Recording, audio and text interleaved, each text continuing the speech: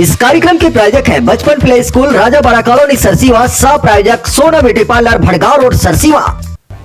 सारंगढ़ बिलायगढ़ जिले के सारंगढ़ गढ़ चौक के पास दर्दनाक सड़क हादसा हो गया। ओवरलोड हाईवा ने मोटरसाइकिल सवार 3 युवकों को अपनी चपेट में ले लिया।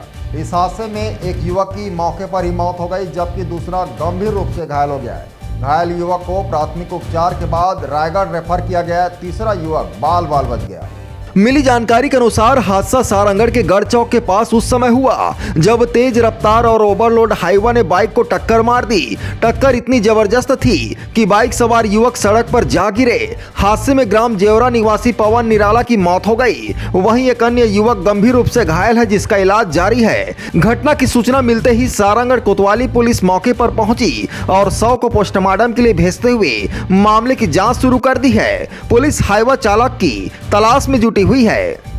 Bureau report ACN 24।